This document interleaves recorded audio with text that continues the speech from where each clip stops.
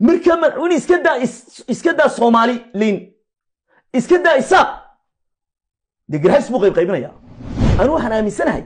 inaan aragti qabyaalad Muuse waa reer hebel aan ku diidanay iyagoo og inaan farsamadiisu xun tahay ayay waxay ku difaacayaan Rashiid wuxuu ku haystaa Muuse reer hebelnimo madaxweynaha dawladana haba caado inay dhaqan baad karin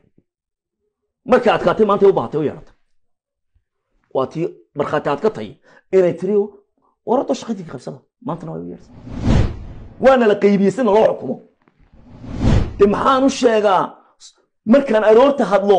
miyaan mid reerkayaga ah ii jawaabin oo ku yiri waa sidaas sax maaha kuwii kale saaka madaxtooyada way u leeyahay good noo jawaabin labadii istakhra labadii isqabta wax kasta oo dhaca boqolkiiba 70 intaynay saldhiga dhaafin waxa ku dhameeyaan banaanka 30 saldhiga yimaada 20 waxay ku dhameeyaan saldhiga 10 maxkamadaha u gudbaa 5 kamid ama 7 kamid waxay ku dhameeyaan maxkamadda gudaheeda been ku sheegay saddex baa maxkamad ku dhaca war nabada yaa ka shaqeeya marka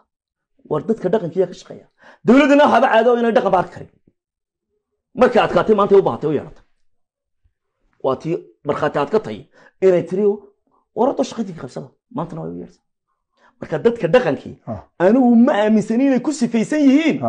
kuwii hore wixii ay qaban jireen inay kuwa maanta jooga gabeen way hayaan cid la shaqeeyaan bilaay ana runta ku sheegay maxaad ugu jeedaa cid la shaqeeyaan bilaay dawladda ay la shaqeyn lahaayeen ay garab istaag lahayn dhis lahayn baan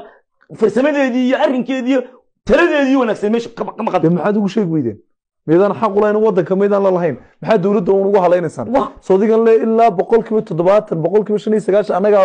nabadgelyadeedii dhaqankayga maamulayna waxaad ka xishoon sanad u sheegtaan khaladka ay dawladdu leedahay waas kama xishoonayno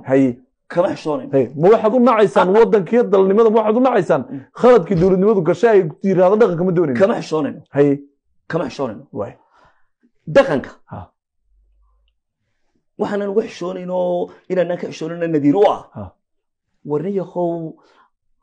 dadka yagii waa la qaybiyey dadka yagii iyo dhaqankii Somaliland beel ka koobantay waa la qaybiyey si loo qaybiyey waxa loo qaybiyey anigu soo imika Rashiid mehi anigu waxaan aaminsanahay inaanan aragti qabyaaladeed Muuse ku diidanayn ayadu aaminsan ayaan ugu aaminsanahay waan cadeynaya kow iyo laba anigu waan ku soo wada